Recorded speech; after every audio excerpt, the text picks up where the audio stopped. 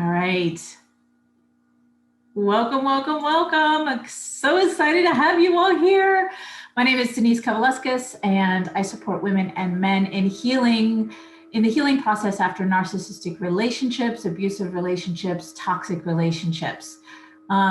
We've all been in one, right? So today's topic is healing from narcissist discard or ghosting, why it happened, and what to do now. I'm so excited to talk to you about this because, narcissistic relationships are, Tampa Clearwater. Okay, awesome.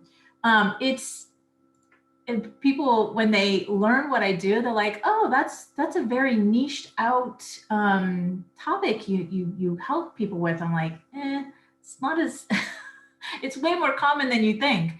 So every topic that I teach in this Mia's classes will be around healing from these toxic relationships. And understanding it also, I believe in understanding it is one of the key pieces to moving forward into the healing part. So, all right, so you may be wondering, who is this chick talking about narcissistic relationships and how to heal from them? How can I be able to present this to you? So that is such a great question. And so here is just a little bit about me. I am a transformational coach who specializes in healing, helping women heal from these toxic relationships. And so my credits and authorization to be here teaching you is this. I've done this for myself. I was in a 22-year toxic relationship filled with traumas and dramas and chaos. I was lied to, cheated on, abused emotionally, mentally, you name it. I tested positive for STDs in both of my pregnancies. I survived years of his abuse, and now on the other side of that, I am thriving. And that's what I want for you too. To thrive after abuse, to find your true love and to be happier now. So the first steps that I took were learning to love myself again, building my self-esteem back up again, letting go of the guilt and shame that was holding me back. So since I left and healed from the past, I've created a successful online business where I've taken my pain and turned it into my passion to help others get through, over, and thrive after toxic relationships. Married my best friend in June, just a few months ago, on a gorgeous North Carolina beach with 100 of our closest friends and family, and only having healthy relationships. I've even healed the relationship between my son and me, which is a whole nother topic when your child turns out just like your ex. I've written an Amazon international bestseller and personally helped countless women heal from toxic love so that she can experience what true love feels like. So the truth is, this journey was not easy, but it was without a doubt worth it. I can assure you it's so worth it. And I want you to experience the feeling of healing too. I want you to experience what this feeling of healing is on the other side of toxic relationships. Because the truth is, ladies, just because this is what you've experienced in the past does not define your future. Even if you've been in these cycles of toxic relationships, that's all you've attracted your entire life, coming from toxic parents, none of that matters. That does not define what is waiting for you in the future. So the start of my journey was that I left that toxic relationship and my entire family and moved here to North Carolina. So I am from South Florida, Miami, Fort Lauderdale area. And I left with nothing but a futon couch and an air mattress. So I left everything behind, my son, my family, my friends, the only life that I had ever known, the only state that I had ever lived in my 40s, by the way. And I cried crossing over the North Carolina state because I was leaving everything behind me. And it was hard to leave it all behind and to start all over again. But I just knew deep down inside of me, I knew that this was going to be an amazing journey. It was going to be amazing on the other side. I knew that I had to do this for myself. And it wasn't easy, but it was necessary for my own sanity and emotional health. Because that's what these toxic people like to do, right? They're energy suckers. They like to confuse you. They like to make you doubt your own sanity, yourself, your choices, and leave you in that swirl so that you don't know who you are. You lose your identity when you've been in these types of relationships. Let me know if any of this is landing with you in the chat. Give me a thumbs up or a yes if this is relating. So the benefits that you'll receive by being here, by being led here today, is what I have gained since starting my healing journey is an unbelievable feeling of love in all areas of my life, right? That's what all of Mia's classes are about, right? Love. All the pain, the hurt, the abuse, the confusion, the uncertainty, the lack of trust, the lack of self-confidence, and the lack of self-love are all gone. And my clients receive this too. So they receive, I get testimonies like a smooth divorce from her high confrontational husband, or she got everything that she asked for in the divorce, or she doubled her income, her salary. Another client manifested the top company that she wanted to work with. She said, I manifested more than what I was asking for. And my favorite one is meeting the man of her dreams in the middle of a pandemic. And now they're house hunting. It's amazing. So you're in the right place if you're done with attracting toxic men in relationships, and if you're ready to experience new and healthy relationships. But this is not for you if you're still blaming your circumstances on other people and do not want to solve this problem. Because my mission is to show you that if I can come out from the other side of toxic relationships and a failed marriage, so can you. So, are you ready to learn the exact steps that I did to overcome toxic relationships and have true love? Let me know. Yes. All right. Awesome. All right. I promise you that you'll get clarity today. This is always my goal, is to have you completely untangle the wicked web that you've been pulled into. That is always my goal, is to give you clarity on how and why you keep attracting these types of relationships, and what you need to do next to stop the patterns and cycles and have your soulmate or your best friend, or if you want to get married again, whatever that is for you. And in return, I ask that you're fully present here so you can gain the most value and information that will change your life. So be engaging, ask questions. Here's the thing about questions, is that question that you may think is irrelevant or stupid is the exact question that someone else wanted to ask. So ask away. Hi, today you have the Wi-Fi volume, but it's a repeat of last week. Loud noise, okay. I have a question. Awesome, go ahead. Did I hear you say that it doesn't matter if your parents, what kind of parents you had or how you were raised, in terms of attracting toxic people? Did I hear you say that? Or? Yeah, well, what I was saying is your past does not define your future. So yeah, the majority of my clients, they come from toxic parents, which led to a toxic partner. Yeah, does that help? Okay, I just wanted to clarify that, because I was going to say, oh, okay, because if you said the otherwise, I was just going to leave the class. So I just wanted to make sure. Thanks. I'm glad you asked too then. What about toxic siblings? Same. Yes. Mm-hmm. So do you think I set myself up, and when my brother always teased me, that was kind of all I knew, so it was kind of safe, and that's why when I attracted a man who did the same. It was like, I don't know, drinking coffee. Right. Somehow. Yeah. Okay. And so Yes. that was someone even worse than my 24-year-old marriage that I recently ended. Yes. And I couldn't see about the narcissism when I was in it. But me too. yeah, so when I left, and I don't know how, I mean, it's probably God who guided me, and I was reading about it, and I'm like, he had 48 out of 50 traits, and the two I cannot prove. It's Right. cheating and hiding money. Yeah, I can't really prove that. Right.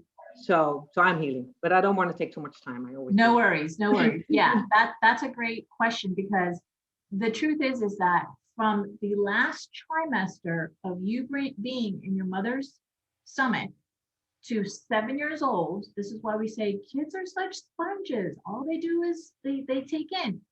That example is perfect. That's what we're doing from 0 to 7. We're taking in. And even though being teased by your sibling was uncomfortable, you got used to it. I call it getting comfortable in your dysfunction, right?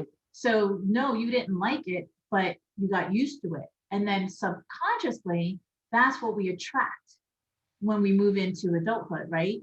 Mm-hmm. And of course, these relationships don't start off like this. Like anybody would, if he's a jerk from the get-go, usually, it's like, no way. So they are charming and charismatic in the beginning. Mm-hmm. Okay, but those are such great questions. Thank you for asking. All right, so yeah, you get this on. So what I was saying was just be present, ask questions and be engaging. You don't need to take notes because Mia is going to send this out on a replay. So you do get to, and I always say that when I do webinars and classes, that being present here now, and then when you hear the recording, you can pause it, take notes and stuff like that. It's just more beneficial for you. All right, so are you ready to be fully present? Are you ready to feel free in all of your relationships? Yes, let's have lots of energy and engagement today, because that's what makes this so enjoyable.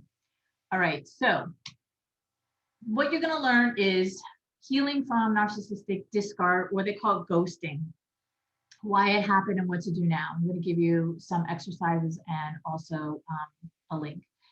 How to build your confidence to trust and love yourself so that you never experience a painful relationship again.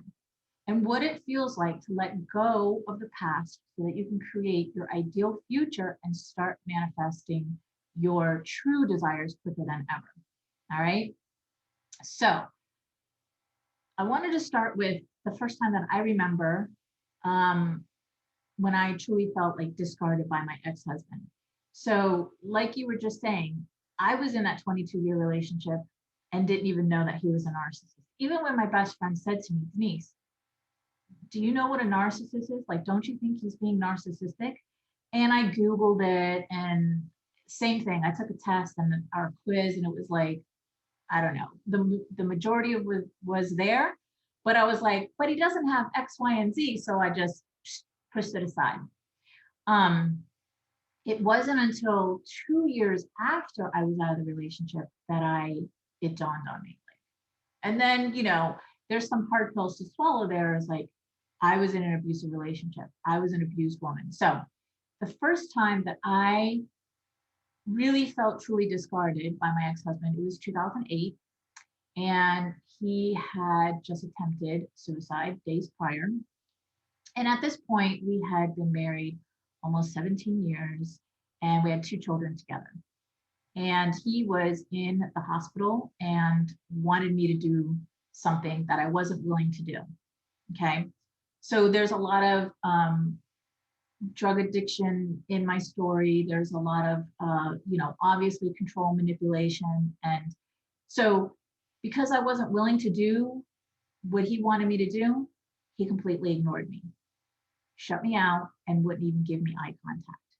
So for me at that time, I just had gone through the most traumatic experience that I had ever been in.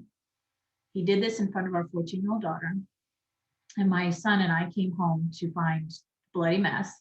And so going through all of that, and then he was asking me to bring him his pills in the hospital, which I wasn't willing to do, right? Because you get to a point in these relationships where enough is enough. I can't do this anymore because I'm losing my freaking sanity here. And it's just getting worse and worse. So here we were on our 17th wedding anniversary in the hospital. And because I wouldn't bring him those pills that he wanted, he discarded me like a piece of trash. And this is how narcissistic people are. As long as you're serving them and doing what they want, fulfilling their needs, you're golden. But the minute you stand up for yourself, the minute you put a boundary, the minute you say no, they throw you out like a piece of trash. So this was the same scenario. As long as I was serving him, as long as I wasn't serving him, I was no longer used to him. And this is how they operate. So, like I said, when you're there for them, when you're loving them, when you're helping them, being there for them, you're everything. But the minute you stop, the minute you stand up for yourself, the minute you demand something for you, poof, you mean nothing to them. And that's why they're called toxic people, because they will cut you out. It doesn't matter if this is a partner, a parent, a child, it doesn't matter.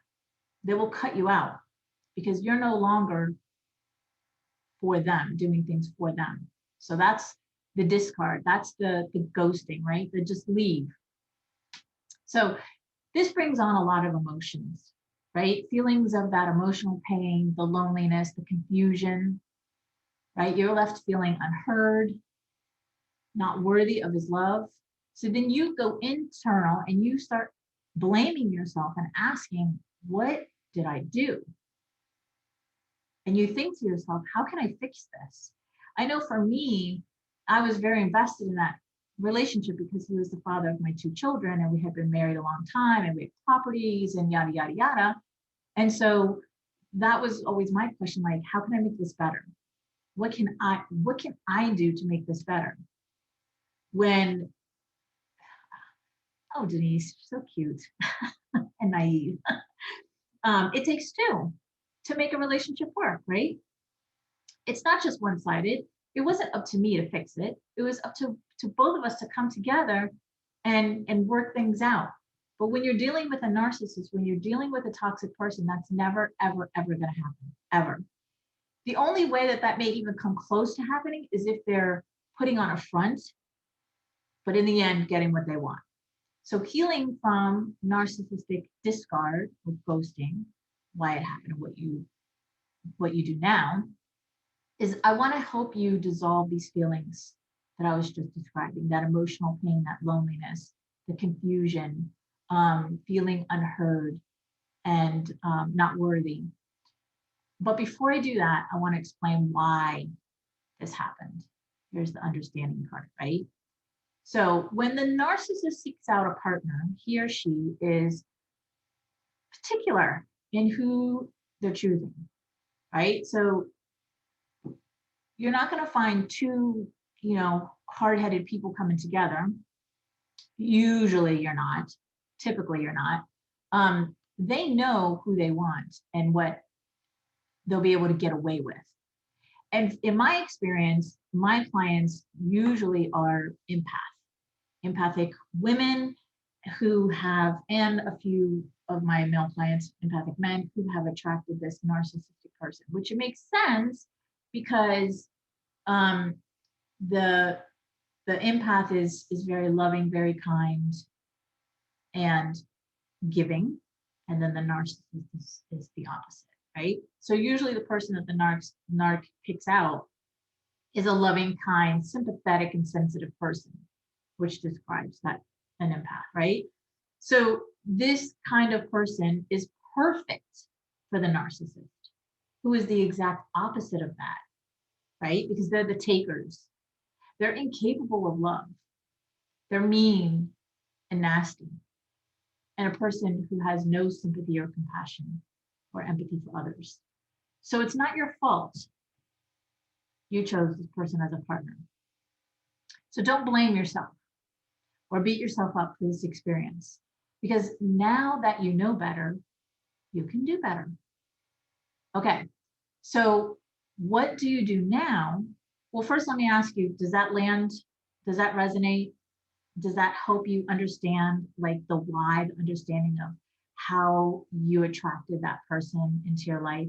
Obviously, there's different layers. There's more layers to it, but just to give you an overall, let me know if that helps or if you need more.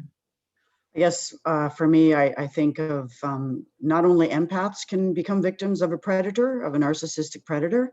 I think people from dysfunction are all victims. They're all prey. Because the dysfunctional narcissistic person looks for their prey. I mean, they're out hunting, and Exactly.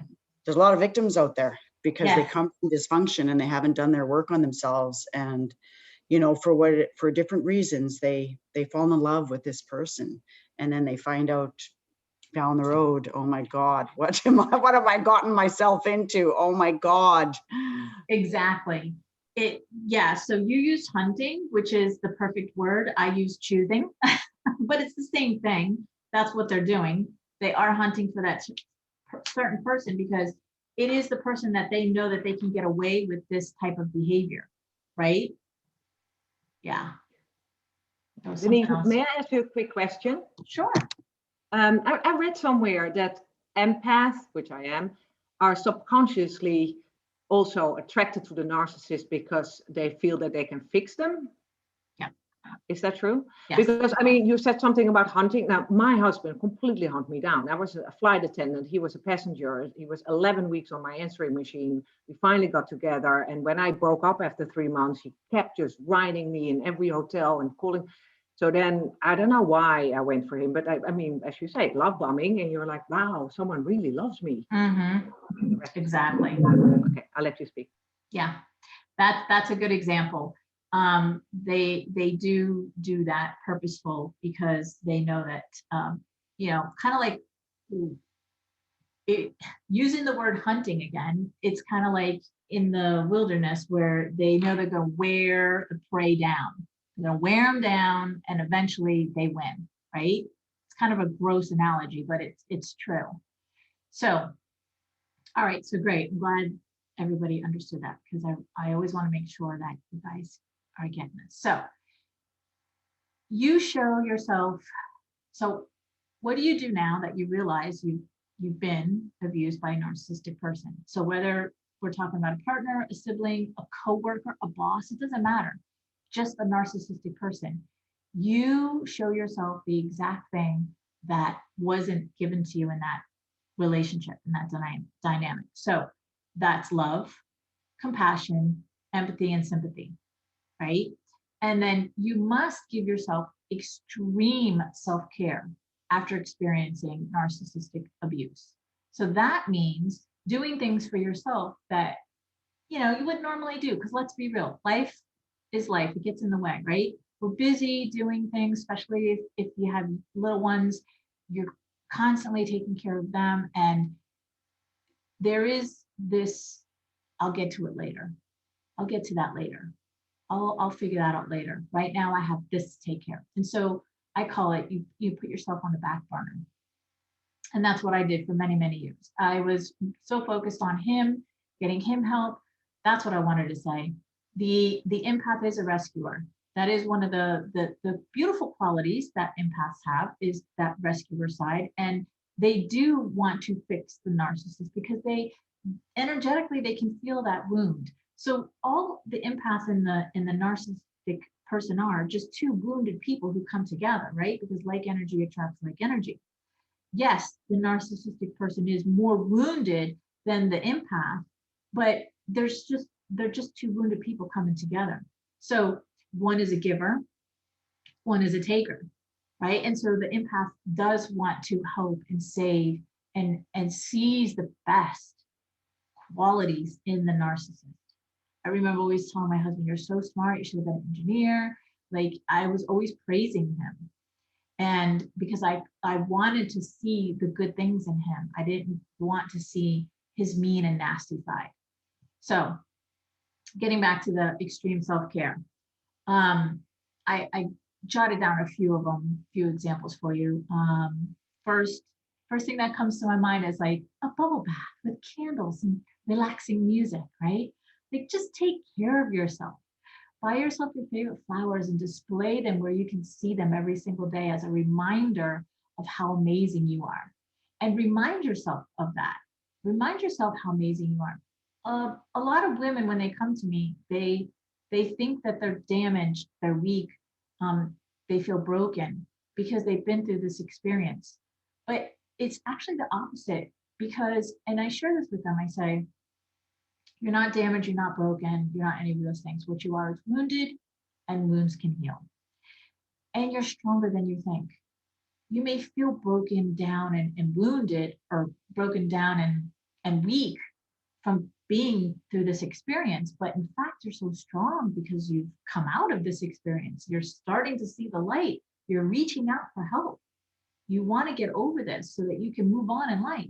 That examples huge amounts of strength.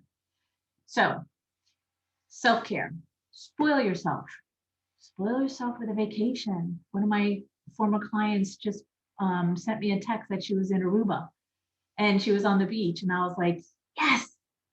So it doesn't have to be a vacation. You could do a spa day or a girls' night out, right? Accepting help is a part of self-care. So what I teach my clients is basically, when we've attracted this narcissistic person, I call it child energy, because we can all agree, right? Narcissists are very childish. They act out, they scream, they pout when they don't get their way. So what that means energetically is you've been in mother energy, right? And so knowing that like energy attracts like energy, the mother and the child are always going to come together. They're always going to come together. They're always going to bond, right? So imagine a triangle. The shape of a triangle has 3 points to it. Okay, so this is the 3 main ways that we show up energetically in life. So at the 2 bottom corners, it doesn't matter which one. One is we show up in this parent energy, this mother energy, and the other one is the child energy, right? And they're directly across from each other. And then at the top is woman energy, or your feminine energy, or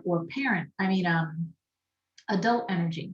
And so when my clients come to me, they come to me in this mother energy because they've been attracting this child energy.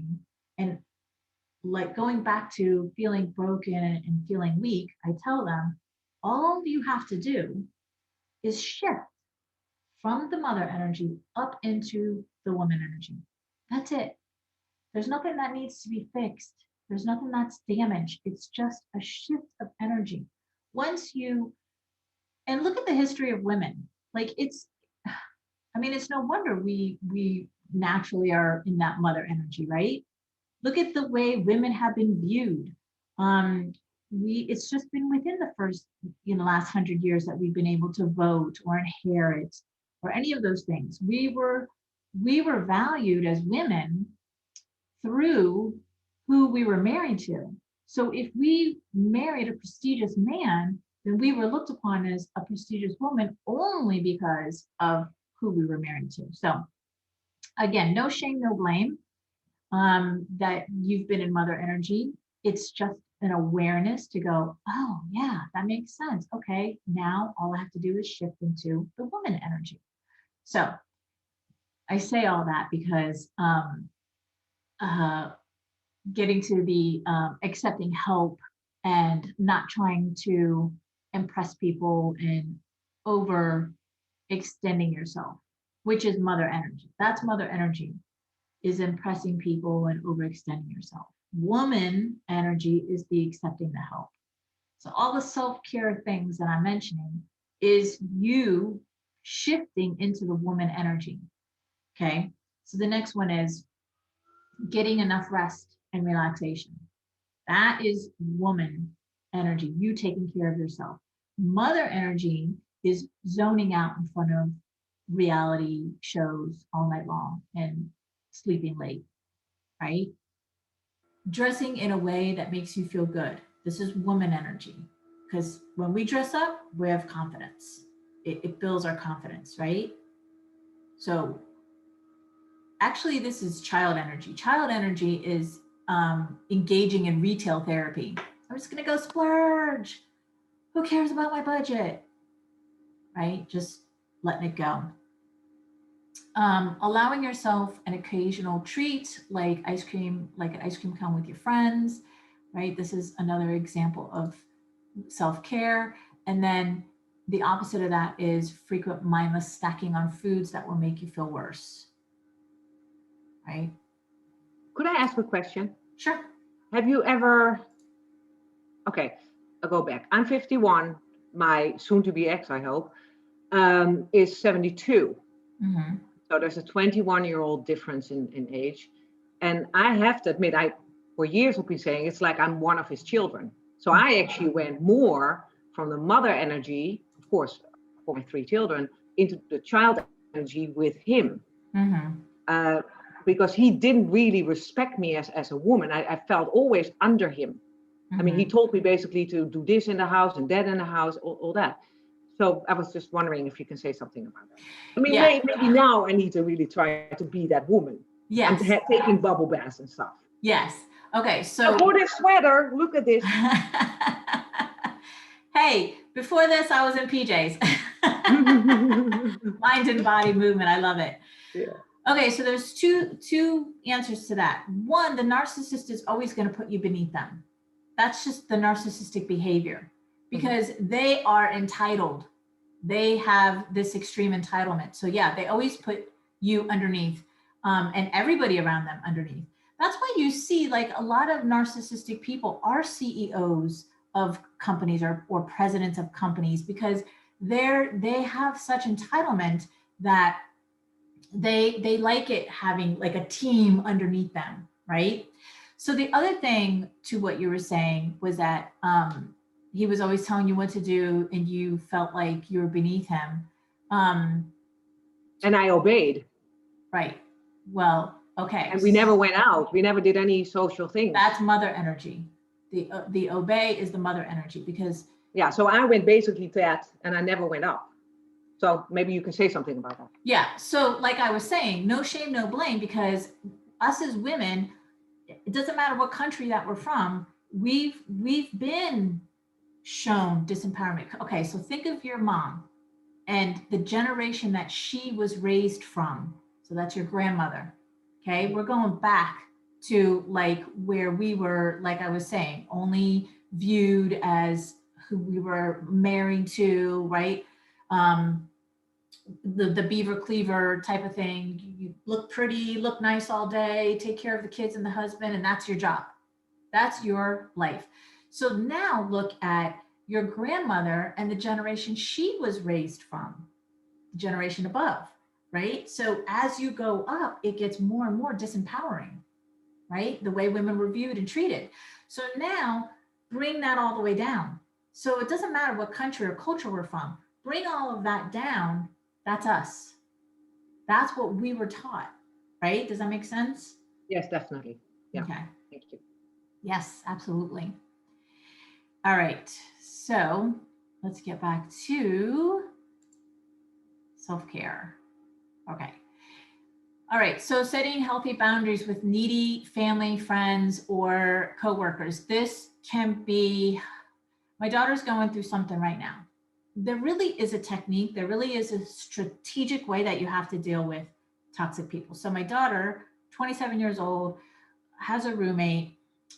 In the beginning, they got along really, really well. Everything was fine. And her roommate moved in her boyfriend and he's an alcoholic and it turned into a hot mess.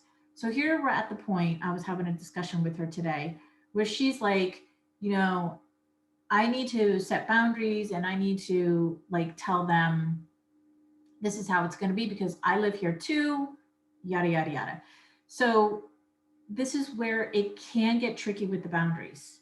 It's depending upon the situation with the toxic person. I highly believe in healthy boundaries, of course, but when you're dealing with a toxic person, it's almost like you have to, I don't want to say accommodate, but you have to learn the game better than them. So what's their game? Control, manipulation.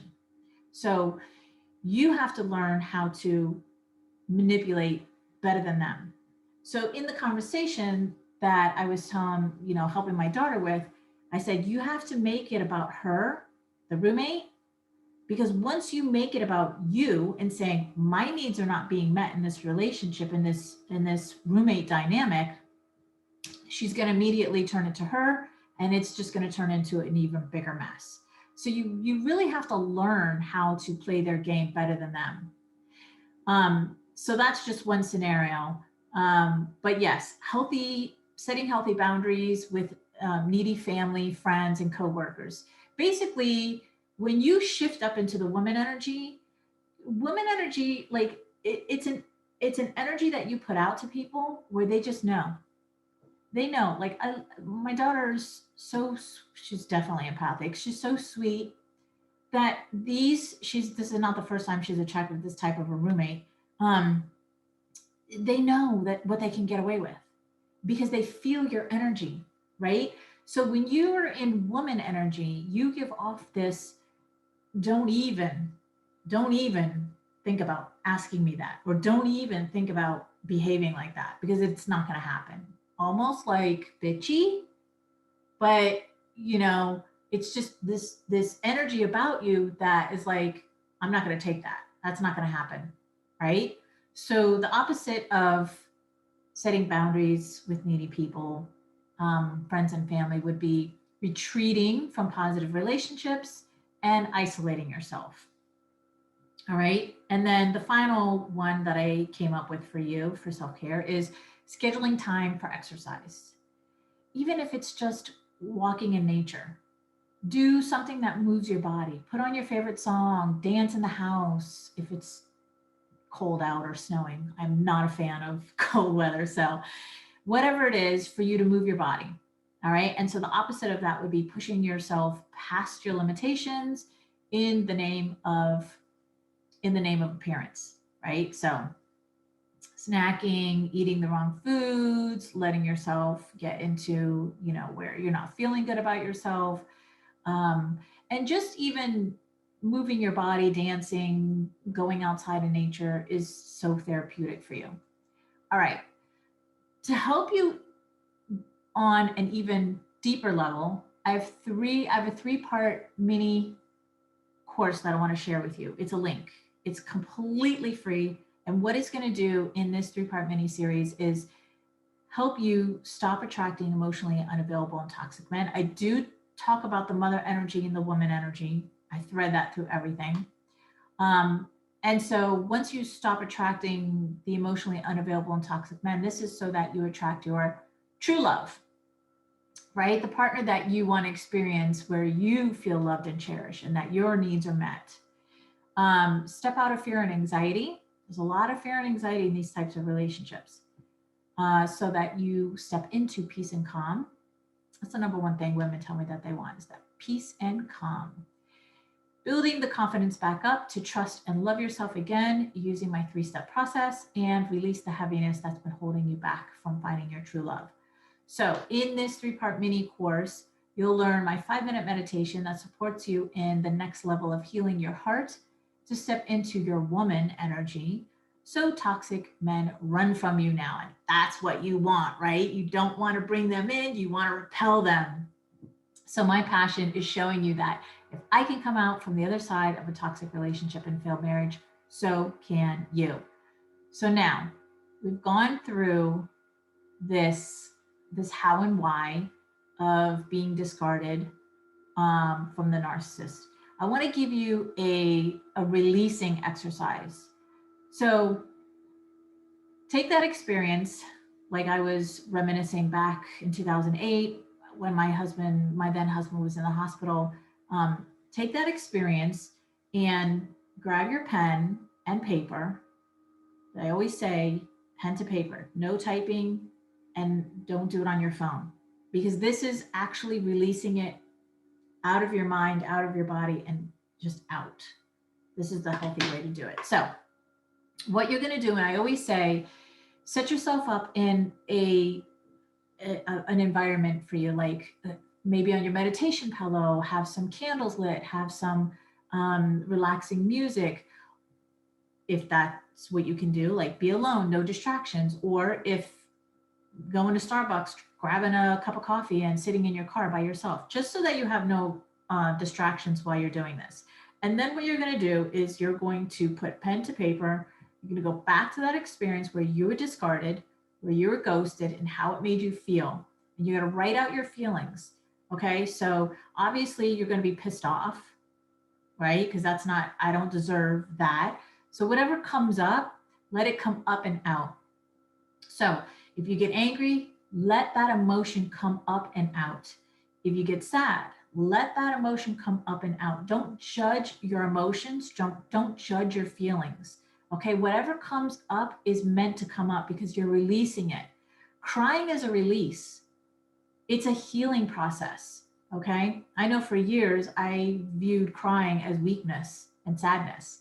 It's actually a release. It's a cleansing. So let those tears flow. All right. And you're going to write this out.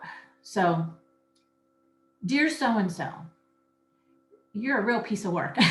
That's just what came up for me. You're a real piece of work because I remember when X, Y, and Z, you did this and you made, and I felt, and express your feelings. I felt this way. All right. And so you're just really just letting all of this flow out of you in a healthy way. Then what you can do with that piece of paper is you want to crinkle it up, and you want to crinkle it up away from you. Okay, don't crumble it towards you. You want to do it away from you, and then burn it.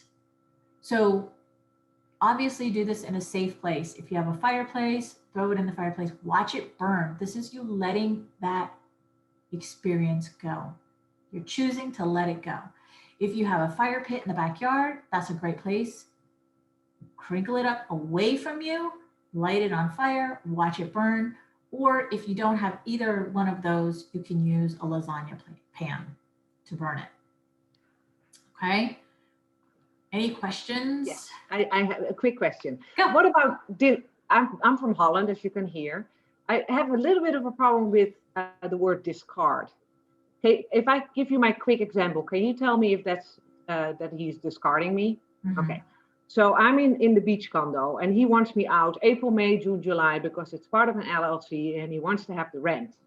But then he says, you get yourself a job and you pay for your own rent. Mm-hmm. I can't. I haven't worked for 23 years because we have a special needs son. I was the babysitter, the cleaning lady, and the therapist, basically. Mm-hmm. So I'm in that like, I don't know what to do. So well, yeah, that's definitely discarding. Okay. And then he says he comes in with a new health card, and he says, you need to stop having so many medical visits because they're going to throw us out. And I'm just like, I'm not asking for a broken leg and a biopsy on my liver. Right. So I think I had that, what you said, I left him and then all the toxicity came into my body. And I all of a sudden, boom, boom, boom, boom, everything went up, cholesterol, enzymes. I fainted, broken leg. Yes. That's it. Yeah. Okay. Yeah, that totally does happen because your mind and your body are the same. So your body is responding to the thoughts and the beliefs that your mind is thinking and believing. That is it. Yeah. Okay. So the body is just simply messaging to you what you need to heal up here in your heart, right? So like high cholesterol, high blood pressure. I get a lot of clients and myself, anxiety and depression, autoimmune diseases, even cancer, because what cancer is in the body is anger and resentment. And so eating itself up, right? Right. So if you're like, you've have such anger, resentment towards a situation, your past or whatever, that can manifest into cancer in the body. Yeah, I had liver enzymes of 540 and 450, and I really thought it might be cancer. Luckily, thank God it's not. Oh, yes, absolutely. Yeah. So now they're down to 40. So. Yeah, so there's a probable cause for why we manifest these in the body. And then there's affirmations that you can use to heal your body, because you can't heal your body without medication. Yeah, I'm all in love with Louise Hay. Thank God. Bless her. That's it. Louise Hay, her book, Heal Your Body. Exactly. I grew up with that in Holland. So that's Beautiful. Okay, because she's like the godmother of personal growth. So like, so in that book, there's a chart. So you can literally look up your diagnosis and then it tells you the probable cause, where it came from, and then the affirmation. So what Louise Hay says is saying the affirmation 400 times a day is not enough. You've got to like have it on replay so that your body, your mind, your blood absorbs this affirmation. Okay. Yeah. So take the biggest one and start there. That's what I always say. Start with the biggest one. Thank you so much. Awesome. Yeah, you're welcome. Does anybody else have any questions? Okay. So I'm going to leave that link here for you, my loves. It is the 3-part mini course. Right here in the chat. Did you have a question, Kelly? Sorry. I was just kind of thinking, I know that my ex has tendencies, but I wasn't sure that he was like a complete 100% narcissist, but he also supposedly has bipolar. So I wondered if that's something like, is that common with narcissists to where they have some sort of a possible mental illness or something else going on? It could, yeah. It could. Is that what I mean, that wouldn't be the cause of the narcissism, though, having that. No. So narcissism, okay. So when we're born with an emotionally healthy body, right? Maybe physically, babies are born with some kind of a physical element, but emotionally, we're like a clean slate, we're like an empty canvas, right? For the most part, like there's always exceptions, but narcissists are created. They're created through their childhood. So there's 2 scenarios that I like to give. So the child who was maybe the only child or were put on a pedestal the child's entire life. So great. Like if the child got an A, they just like went crazy and displayed it everywhere, right? So people don't really view that as abuse, but just giving the child entitlement just for being good, right? So there's that one way. And then the other way is where the child was the opposite. The child was neglected. So there is extreme abuse where the child was never heard, never seen. And so for the child who was put on a pedestal, well, they think, so there's always this fork in the road, right? Because we all have choices. We all can choose to be an SOB or we can choose to be nice to people. So when the fork in the road comes, the child that's been put on a pedestal says, well, my entire life, everything's been about me. So why would I change that now? Everything is still going to be about me. So they choose that path, right? And then for the other child who was neglected and abused, nothing was about the child growing up. So they come to that fork in the road and they say, well, nothing's ever been about me. So I'm changing that. Everything's going to be about me now. So narcissism is created through childhood and the experiences that they've gone through. All of us have been through experiences. We've just chosen not to go that way. We've chosen, right. So it's a choice. Yeah. Okay. Thank you. Yeah, you're welcome. Awesome. Anybody else have questions or need clarity? Okay. Great class. You're so awesome. Okay, so I just want to leave you with this one quote, which is, pain is inevitable, suffering is optional. So again, your past does not determine your future. And the next class that I will do, it's the second Thursday of every month in Mia's classes. The next topic is going to be, let me find it, 4 ways to heal from narcissistic relationships. So these are the 4 core pillar ways that I teach my clients how to heal from the narcissistic relationships. And I hope you'll join me. Second Thursday of the month. So the next one is March 11th. Lands on the same date.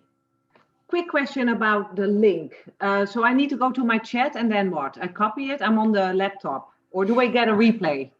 You're going to get a replay, yes. Oh, with the link. Mm-hmm. You can click on it like right now, or you can copy and paste it into another tab. Yeah. And about the next class, 4 ways to heal. Are you also going to address how to heal the heart? Yes. Oh, okay. Always. I'm always healing the heart. That's what I sometimes don't feel the connection between mind and body. That's it's like almost too many hard balls to keep me safe or something. How do you crumble those? I've tried meditations and. That's great. That's a great question, because you're right, because we do have this internal battle inside of us, and the battle is the ego and the heart.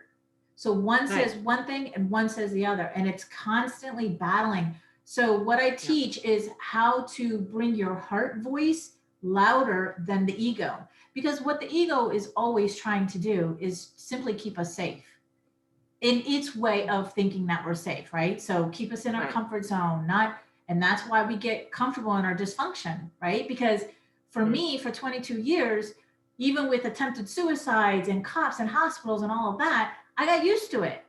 So leaving seemed scary than staying in the crap that I was in. Same here. And for me, it was money, because I'm financially dependent on him. Same thing. I was financially dependent on him. He was the provider. I ran his business. Yeah, same. Last question for anyone here. I'm struggling with this. Anytime I'm listening to meditation or a healer like yourself and Mia, drop down into your heart. I don't know how to do that. Meditation. Yeah, but how? How do you get into your heart? Do you visualize it? Do you what? I just. So when the thoughts come in, don't judge them. Don't judge them. Don't criticize them. Just let them be there. Yeah. So here's how I explain it. Yeah. Right. Okay. So here's how I explain it. So imagine when you're meditating, imagine you sitting at the park on the park bench. So here's you on the park bench, and your thoughts are all the activity that's happening in the park. So maybe you see the mom strolling her baby, right? Or you see somebody roller skating, you see somebody on a bike or jogging. Those are your thoughts. So you're going to sit back away and see your thoughts as no judgment, right? Because if you went to the park and you saw somebody strolling their baby, you wouldn't go, oh my God. You would just be like, just a baby being strolled, right? That's how you separate the two. Metri just gave a very good explanation. Can you read it out loud? Oh, I don't see it. She probably sent it to you. Yeah, I just wrote it directly to her.